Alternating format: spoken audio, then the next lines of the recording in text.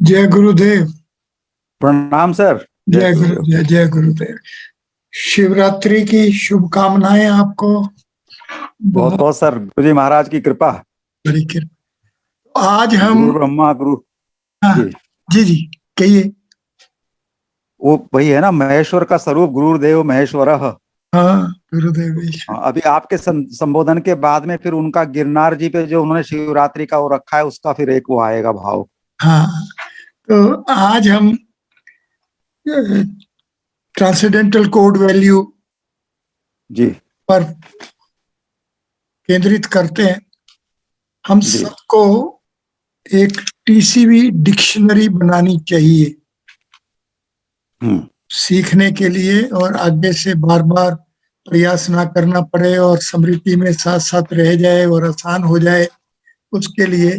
तो आज के लेसन का नाम है टीसीवी डिक्शनरी। अब इस टीसीवी डिक्शनरी का मतलब है कि हमारे पास जो भी देवनागरी में शब्द होंगे, जी उन शब्दों के जो भी वर्ण होंगे, उन प्रत्येक वर्ण का अपना देवनागरी वर्णमाला में स्थान है और जी। उस स्थान का एक अंक है। वो अंक उस वर्ण का टीसी वैल्यू हो जाएगी, दिव्य अंक हो जाएगा, उसकी व्यवस्था हो जी। जाएगी। तो हमारे को इनमें एक लेटर रेफ है, या रा लावा। ये जो रेफ है ये 4 तरह से लिखा जाता है। ये जैसे दिखाया गया, एक लाइन की तरह नीचे, जैसे पर के नीचे लिखा जाता है, एक पर्व की तरह लिखा जाता है, एक कर्म की तरह लिखा जाता है, एक धृतराष्ट्र के लिए तरह लिखा जाता है। जी जी। 4 तरह के अलग अलग रूप जो हैं, इनका उसी तरह नंबर 1 2 3 4 हो जाता है। वैसे तो इसका नंबर 3 है, रा का नंबर 3 है, पर इसके 4 रूप हैं, इसलिए उनके चारों रूपों का 1 2 3 4 इस तरह नंबर आ जाता है। एक बात ध्यान रखने वाली। दूसरी बात ध्यान रखने वाली है, जो री है, जो 4th वावल है, वो रा और ई के संयोग से बना हुआ है, और रा के 3 है और ई का 2 है। तो ये री जी वैसे तो 4 है, पर इसका 5 भी हो जाता है। वो कैसे होता है? 1 2 3 और 4 नंबर जब लिखेंगे तो 4 का फैक्टर 2 होते हैं। एक का तो एक ही फैक्टर है, कोई और का गुणनखंड नहीं है। 2 का गुणनखंड नहीं है, 3 का गुणनखंड नहीं है, पर 4 के गुणनखंड है, तो 2 है, उसके 2 फैक्टर्स है। तो 4 तक पहुंचते पहुंचते नंबर तो 4 है, पर फैक्टर्स 5 हो जाते हैं। मतलब इस री को जब डीकम्पोज करेंगे, रा और ई में कंपोज करेंगे, तो उस कंपोजिशन के कारण इस री का डीकम्पोज फॉर्म में नंबर 5 हो जाए। जी।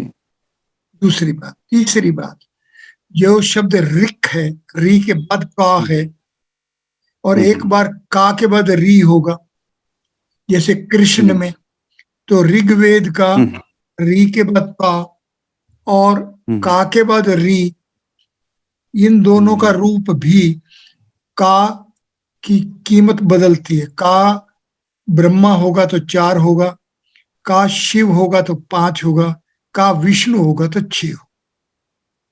जो ऐसे शब्द बनेंगे जो के ब्रह्मा के संदर्भ में होंगे तो वहां 4 होगी, शिव जी के संदर्भ में होगी तो 5 होगा, विष्णु जी के संदर्भ में होगा तो 6 होगा। ये तीन बातें इस दिव्य अंक व्यवस्था में किसी वक्त ऐसा लग सकता है कि ये कुछ बदल कैसे गया नियम। तो इसलिए देवनागरी वर्णमाला के शब्दों की जब दिव्य अंक व्यवस्था में परिवर्तन करेंगे, तो कभी कभी उस परिवर्तन में ये बातें भी आएंगी। इसको आप एक्सेप्शंस मान लो, स्पेशल रूल्स मान लो, स्पेसिफिक रूल्स मान लो, स्पेसिफिक एप्लीकेशंस मान लो। जी जी। और पर ये ध्यान रखने वाली बात, आज क्योंकि शिवरात्रि है, इसलिए 12 ज्योतिर्लिंग जो है, उनके जो नाम है उनकी दिव्य अंक व्यवस्था को कंपाइल करते। तो आप अपनी डिक्शनरी में, किसी भी डिक्शनरी के में जो बनाओगे उसमें द्वादश ज्योतिर्लिंग के ये नाम हैं और उनके नीचे उनकी अंक व्यवस्था की तरह बनाया हुआ है। तो ये बहुत सुंदर। सौराष्ट्र सोमनाथम च श्रीशैले मल्लिकार्जुनम उज्जैन महाकालम ओंकारेश्वरम मलेश्वरम प्रलयाम वैद्यनाथम च डाकिन्याम भीमशंकरम सेतुबंधे तु रामेशम नागेशम दारुकावने वाराणस्याम तु विश्वेशम त्र्यंबकम गौतमी तटे हिमालय तु केदारम घुस्पेशम च शिवालय एतानि ज्योतिर्लिंगानि सायं प्रातः पठेत नर सबजनम कृतं पापं स्मरणस्य। जी जी। अब तो ये ज्योतिर्लिंग का संबंध जो है द्वादश तीर्थ जो हैं शिव के, उनके साथ आप स्थापित करके सब तरह और होगा, धन्य करेंगे। पर सब तरह होगा। गणित के लिए पहुंचने के लिए ये जो शब्द हैं, इन शब्दों की दिव्य अंक व्यवस्था तक पहुंचना चाहिए। बिल्कुल बिल्कुल। मतलब आप दिव्य अपनी नोटबुक में अपनी टीसीबी डिक्शनरी जो बनाओ उसके अंदर ये 12 नाम लिख के, तो इसके अंदर एक एक वर्ण की बजाय इसको अक्षर बनाने हैं, मतलब साथ में वावल तक आएगा। तो सो मा ना थे शब रा, ये इस तरह बनाओगे तो इनके नंबर, जैसे सोम है, ये सोमेश्वर है, सोमनाथेश्वर है, तो 10 10 10 11 10 4 कुल 55 हो जाएंगे। ये 55 बाद में जब पहुंचेंगे तो पता लगेगा अर्जुन विषाद योग, उसके जब नंबर गिनेंगे तो 55। ठीक। दिव्यांग सब एक ही जगह पर स्थित हो जाएगा। नहीं तो फिर ये तो वेद है ना, वैदिक गणित है ना, ये तो वैदिक है। अगर आप इसके पास पहुंचोगे तो एक क्षेत्र विद्या के क्षेत्र से दूसरे विद्या के क्षेत्र का संबंध क्या है वो सब तो पता चलेगा। तो बहुत सुंदर। तो सोम, ये सारे के सारा 12 जो है जी, इनके पहले के 55 है, दूसरे के 62 है। 55 और 62 को जोड़ेंगे तो 117 हो जाएगा। महाकालेश्वर के 49 है तो 166 हो जाएंगे। ओंकेश्वर के 38 है तो 204। केदारेश्वर के 38 तो 242। भीमशंकरेश्वर के 301 59 से 301। विश्वेश्वर से 38 339। त्र्यंबकेश्वर से 49 388। वैद्यनाथेश्वर से 58 तो 446। नागेश्वर से 33 तो 479। और रामेश्वर से 34 तो 213 513। और घुश्मेश्वर से 551। ये नंबर 551 आप लेंगे तो इसकी जब पंक्ति बनाएंगे, मतलब शिवलोक में जाना है, पंक्ति 5वें पर है, शिव जी के 5 सिर हैं, शिव जी 5 स्पेस के देवता हैं, वो आकाश तत्व के मालिक हैं। इसलिए 151 52 53 54 55 जब बना लेंगे, 551 के बाद 555 तक जब पहुंच गए हम, तो ये ब्रह्मसूत्र के श्लोकों का नंबर है। तो ये द्वादश आदित्य जो है, ये जो द्वादश ज्योतिर्लिंग हैं, इनके जो नाम हैं, ये नाम पूरी विद्या लिए हुए हैं। इन नामों में पूरा गणित दिया गया है। ये गणित के अनुसार शब्द बनाए गए हैं। इन शब्दों की रचना गणित अनुसार है। तो इन शब्दों में व्याकरण से पहुंचने का जो साधन है वो अपने आप में है, पर इसका जो गणित आधार है वो ज्यादा प्रतिष्ठित है, क्योंकि अंकों की गणना में गलती नहीं होगी, व्याकरण के नियमों में कहीं कहीं दुविधा आएगी। तो आज की आपकी एक्सरसाइज कि आप इन 12 नामों को लिखें, इनकी वे अंकों को खुद गिन के यहाँ तक पहुंचे जी तो आपको ये कोड कैसे बनता है और क्यों बनता है इसको जान लोगे आप। और इसमें कुछ जी। नहीं करना, सिर्फ उनके नंबर लगा के गिनती करनी है, डिवाइन जो नंबर है उसमें पहुंचना है। उसमें पहुंचना है। तो अब आप ये जब कर लेंगे तो आप देखेंगे कि 555 में आप पहुंच गए। तो ये नंबर 551 जो है 519 जमा 32 है। जो 519 है तो गणित के सूत्रों के उपसूत्रों के कुल अक्षर 519 है। तो ये जो तेरह सूत्र हैं, 13 उपसूत्र और 16 सूत्र कुल बन गए 29। इन सूत्रों के कुल वर्ण 519 है। अब मान लो आपके पास ये गणित आ गया। इस गणित के बाद आपको अनुष्टुप छंद में जाओगे तो गीता लिखी जाएगी 32 वाले में जी। तो वो 32 तो ये उसके लिए है। फिर 32 2 2⁵ है। अब आप नंबर 1 से 6 लिख लीजिए और इनसे 6 बनाइए। जैसे 6 खुद अपने आप में 6 बन जाएगा, 1 और 5 6 बन जाएगा, 2 और 4 6 बन जाएगा, 1 2 3 6 बन जाएगा, 3 और 3 6 बन जाएगा। ऐसे बनाओगे 6 तो कुल 32 बनेंगे। 1 से 6 अंक आपको दे दिए जाएं तो आपको कहा जाए कि इसके 6 बनाओ, तो आप 32 तरह से 6 बना पाओगे। जैसे 1 1 1 1 6 बनाओगे तो एक बार बन गया, अकेला 6 उठा लोगे एक बार 6 बन गया। जो आपने परमुटेशन कॉम्बिनेशन में पढ़ाया वो भी बाद में चलेगा। अगर आप इसके साथ भागोगे और विद्याओं के साथ, आज की विद्याओं के साथ जोड़ोगे तो इसमें मुश्किल जोड़ना ही नहीं है, नहीं है जोड़ना नहीं है, नहीं जोड़नी, तो ये विद्याएं बहुत पीछे ले जाएंगी। जी जी। तो ये गणित सूत्र 32 बार बनाते हैं जी। ठीक हो गया। अब जो गणित सूत्र है उनका जो पहला वर्ण है वो ए छठा स्वर है, उसका नंबर 6 है जी। तो गणित सूत्र 6 जो है उसके बारे में ये विद्या है। छठे स्थान पर सूर्य है। 5 तत्व तक तो आकाश है और उससे आगे छठा जो है वो सूर्य है। तो ये जो वैदिक गणित है ये सूर्य का गणित है।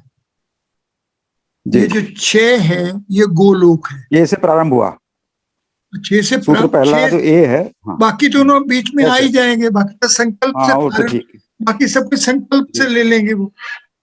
जी जी। वो कहेंगे कि ये सब भूत मेरे संकल्प से तो आधारित हैं, मैं इनमें नहीं हूं। जी जी। तो ये गणित जो है सूर्य का गणित बन जाएगा, गोलोक का गणित बन जाएगा, विष्णु लोक का गणित बन जाएगा। जी। तो ये इस आकाश में विष्णु की धारणाएं कैसी हैं, विष्णु किस तरह इसके अंदर अपने आप को स्थापित करता है, या किस तरीके से हम जब मंत्रों का उच्चारण करेंगे जो शब्द आकाश में जाएगा तो वो विष्णु को आह्वान करके उसको स्थान देगा। मंत्रों के उच्चारण से उच्चारणकर्ता के हृदय में किस तरह से वो ज्योति प्रवेश करती है ये उसका गणित है। तो इसलिए वैदिक गणित का कहीं कॉपी पे लिखिए आप, कॉपी है, पेंसिल है, लिखिए। हाँ हाँ हाँ हाँ है, बिल्कुल लिखिए गणित का पहला कदम क्या है। 16 सूत्र और 13 सूत्रों को कंठस्थ कीजिए, लिखिए जी। 16 सूत्र 13 उपसूत्र कंठस्थ करना है। लिखो आप, ये होता नहीं लिख है लिया, ना। 16 सूत्र 13 उपसूत्र, हाँ लिख रहा हूँ हाँ, सब। लिखा है कि नहीं हाँ लिख लिखा रहा है, हूँ, मैं देख नहीं रहा हूँ लिख रहे हो, लिखो। नहीं लिख रहा हूँ नीचे ना, लिखो। ये मेरे पास है। अच्छा, इनको कंठस्थ कंठस्थ। करना है, नंबर एक। जी, नंबर दूसरी 1। बात, इसके जो वर्ण हैं जी उनकी गिनती करनी है। ठीक। तीसरा कदम, उन वर्णों को हाँ देवनागरी जी वर्णमाला में कहां कहां वो हैं, वहां से अंक उठाना है। ठीक। वो अंक उठा के फिर आपने इन सूत्रों को लिखना है। तो पहला सूत्र लिखोगे 6 हम्म 4 2 7 2 4 6 8 1, इस तरह से एकाधिकेन बने। के पूर्वेन। आपको ये वर्णमाला वाला जो टेक्स्ट है, इसको हम्म, अंकों वाली टेक्स्ट बनाना है। जी जब आप ये अंकों वाली टेक्स्ट बना लोगे तो आपको इसी तरह से जो और वैदिक शास्त्र हैं, जो वैदिक शास्त्र, सभी जी नहीं, जो वैदिक शास्त्र हम्म हैं उनके हम्म, अंदर भी इसी तरह पहुंचना है। जी जब आप इस तरह से उनके अंदर पहुंच जाएंगे तो इससे आगे कैसे करना है हम्म उसमें जाएंगे। और वो क्या होगा? वो होगा जी कि इन अंकों से ज्योमति में जाना है, हम्म वर्णों से अंकों में जाना है, और अंकों से ज्योमति में जाना है।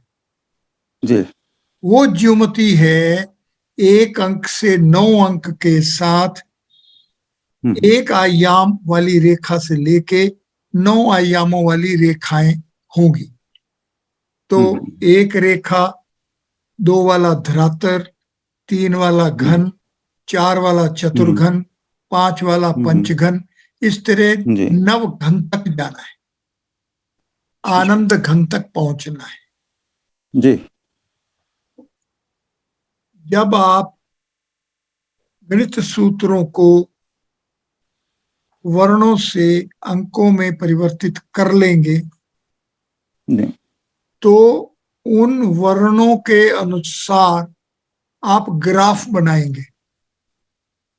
जी मतलब एकाधिकेन जी पूर्वेन में एकाधिकेन हम्म का अंकों में परिवर्तन हुआ तो आ गया 6 4, लिख लो कहीं, 6 4 जी 2 7 2 4 6 8 1, 6 4 जी 2 2 7 7 2 हम्म 4 हम्म 6 हम्म 8 1, ये जी एकाधिकेन का बना।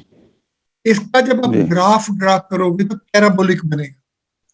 6 4 2 अच्छा 7 आ गया, फिर 2 4 6, दूसरी रेखा ऊपर जानी चालू हम्म होगी। हम्म, इस तरह से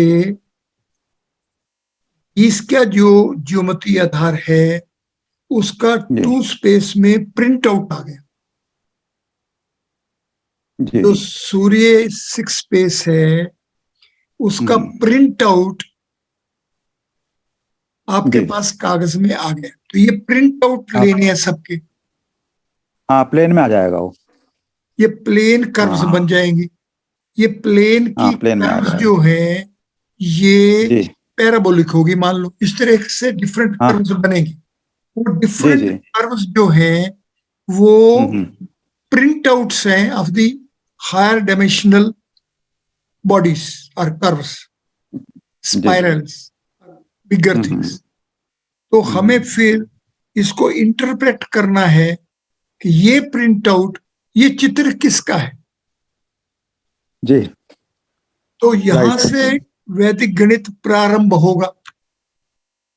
तो जी इस वैदिक गणित से सूर्य के साथ समन्वय करके हम्म फिर इस मानव शरीर के साथ प्रकृति का हम्म, जो रचना, सृष्टि करने जी का जो जी आधार है उसका सामने किया जाएगा और फिर उससे आपका योग, आपका दवाइयाँ, आपका हवाई जहाज, आपका सब कुछ जो भी कुछ करना है वो होगा।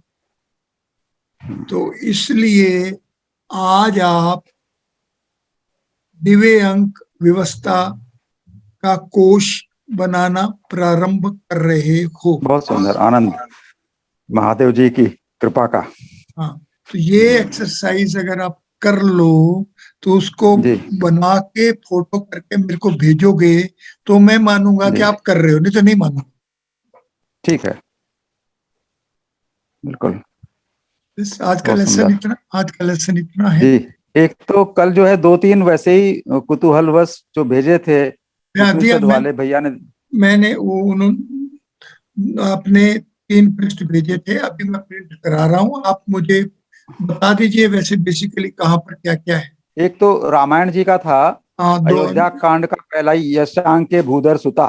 हाँ, यशांक के भूधर सुता, जिसके अंक में भूधर सुता जो है पार्वती जी विराजती है महादेव जी को लेकर। एक तो ये हो गया, वो एक तो अंक हो गया वो भी। हाँ, अंक आ गया। दूसरा श्री उपनिषद का है, अथर्व उपनिषद में राधिका जी का उपनिषद है, उसमें जो है उन्होंने कहा है कि जिनके अंक में जो है वो स्वयं कृष्ण विराजते हैं।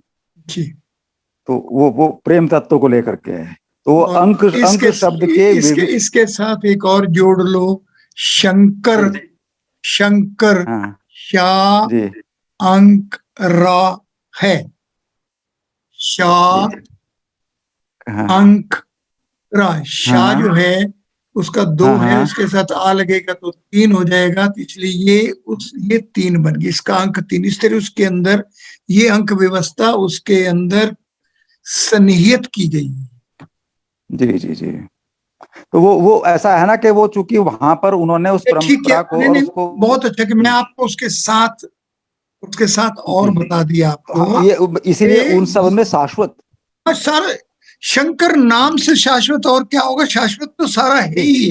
ये सब शाश्वत विद्याएं ही उसके अंक आपने दे दी जो है। हाँ, दे दिया आपने मुझे, बहुत अच्छा। इस तरह इकट्ठे करते जाओ, बहुत अच्छी। हाँ, उससे क्या होगा कि अंक की, सबसे पहले किसी से भी कहेंगे तो अंक की बात करने से वो जो अंक के रूप में जानता है और जो अंक हमारा गणित का, उन दोनों का बिल्कुल एक जो संबंध है, और संबंध क्या बल्कि वो एक ही है, इसलिए वो उस रूप में जानते हैं। अब देखिए कितना अद्भुत होगा कि जब पता लगे कि उनके अंक में, जैसे यशोदा जी के अंक में, और सत्संग जो है वो अंक का इसको थोड़ा आगे जाना पड़ेगा। यशोदा शब्द बनेगा या शोध आ, हाँ, या का अंक 1, या का अंक 1, उसके आगे आ, उसका अंक 1। इसका शोध करोगे तो बड़ा आ बनेगा, 1 जमा 1। तो ये सब शोध करोगे इसका, इसमें शोध करने के लिए ही कृष्ण तक पहुंचोगे। वो कृष्ण तक कैसे पहुंची, उसको इतना ग्रेस कैसे मिला, जी जी जी जी, उनको इतना यश कैसे मिला।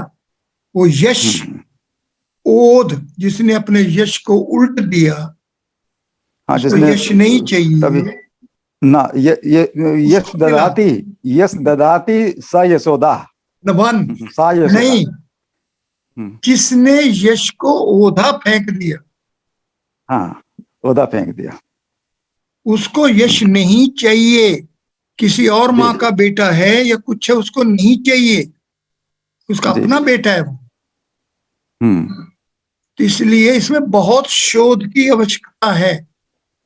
हाँ हाँ, ये सब जो है जी, अर्थ शब्द, अर्थ के गिनोगे तो कितने बनेंगे? 9। जी अंक के करोगे तो कितने बनेंगे? जी। 8। और ब्रज की लीला में है तो सीधा सारा सब वो तो कुछ फिर उसके आगे, साथ उन्होंने बहुत आगे जाए। इसलिए बहुत धीरे धीरे, बहुत धीरे धीरे फाउंडेशन को बहुत धीरे धीरे पुष्ट कीजिए। जी, बहुत मजबूत होना है उसमें। नहीं तो सब कुछ इसी के ऊपर बनना है। एक ईंट टेढ़ी रखी गई तो गई जी, एक ईंट टेढ़ी रखी गई तो फिर जी तो भवन भवन जो है फिर उसमें आ जाता है। आज का महाराज श्री ने एक संदेश जो है, जो अपने पत्र में महाशिवरात्रि पर, ये 15 मार्च 1973 का है जी। 15 मार्च 1973 को भागवत जी को पत्र में लिख करके वहां से भेजा। प्रेरणा की परम चैतन्य भूमि गिरनार के प्रांगण से, परम शाश्वत की चैतन्य भूमि दिव्य गिरनार अनादिकाल से अपनी ज्योतिर्मय महिमा में स्थित है। गुरु दत्तात्रेय महाराज की अमर स्थली, गुरु दत्तात्रेय महाराज की अमर स्थली एवं अगणित सिद्धों की पावन स्थली अमर गिरनार पर्वत है। 10 सहस्त्र सीढ़ियों के बाद गुरु दत्तात्रेय गुरु शिखर प्रांगण उन्मुक्त आकाश की भाव भूमि के क्रोड़ में अखंड समाधि मुद्रा में स्थित है, चिर विभोर होकर। ये दिव्य गुरु शिखर ही गुरु दत्तात्रेय का सिद्ध आसन है। दिव्य गिरनार की इस सर्वोच्च चोटी से भुवन भास्कर का अभ्युदय, दिव्य गिरनार की इस सर्वोच्च चोटी से भुवन भास्कर का अभ्युदय, ओहो, जीवनदायिनी चेतना के महाप्राण में अनुप्राणित होता है। जीवनदायिनी चेतना के महाप्राण में अनुप्राणित होता है। सूर्यास्त बेला भी इसी प्रकार। फिर बाबा ने उसको रिक्त स्थान छोड़ दिया और फिर आगे कहा, अंबाजी की दिव्य सन्निधि गिरनार के सिद्धों की मातृभूमि है। अंबाजी की दिव्य सन्निधि गिरनार के सिद्धों की मातृभूमि है। अंबाजी की कृपा से ही गिरनार को दिव्य प्रांगण का आत्मबोध होता है। दिव्य गिरनार की तलहटी में भगवान भवनाथ अर्थात भव के नाथ, भगवान भवनाथ अर्थात भव के नाथ महाशिवरात्रि की चिन्मय रात्रि इन्हीं भवनाथ की पावन सन्निधि अनादिकाल से भक्तों की उपासना स्थली है। दिव्य गिरनार की में भगवान भवनाथ अर्थात भव के नाथ महाशिवरात्रि की चिन्मय रात्रि इन्हीं भवनाथ की पावन सन्निधि अनादिकाल। तो महाशिवरात्रि की चिन्मय रात्रि बेला की चेतना से अनुप्राणित भगवान भवनाथ की सन्निधि में गिरिनाथ के सिद्धों का प्रादुर्भाव होता है। भगवान भवनाथ की सन्निधि में गिरिनार के सिद्धों का प्रादुर्भाव होता है। तो आप इसको मेरे पास भेज दीजिए, मैं फिर मैं इसको फोटो करके भेज दूंगा और मैं आगे इस पे दे देंगे इसको। हाँ, इसको रिकॉर्ड में रहना चाहिए। नेक्स्ट लेसन में इसमें डाल के फिर इसको सही रिसाइट करके इसको जितना हम हजम कर सकेंगे उतना कोशिश करेंगे। हाँ, अभी तो इतना जो है वितरण कर दिया गुरुजी महाराज ने कि उसी का रसास्वादन हो जाए, बस वही बहुत वितरण कर दिया है। वो तो बहुत वो कहाँ हो पाता है, पर जितना हो पाएगा जितना हो पाएगा। हाँ, लेकिन उसको उससे परिचय तो हो जाए, बस केवल इतना तो। हाँ, इतना ही हमारा प्रयास यही रहे। उसका परिचय स्वयं कृपा का अनुभव करा देगा। जी, आप उसको भेज दीजिएगा तो जो फिर कल करेंगे तो इसको भी इसकी कृपा का फायदा उठाएंगे। आनंद है। महाशिवरात्रि की बात है, 4 प्रहर की पूजा है महाराज जी की, रात्रि का जागरण है विशिष्ट महाशिवरात्रि। गुरु तत्व का उच्चतम शिखर। जय गुरुदेव, जय गुरुदेव, जय गुरुदेव, जय गुरुदेव।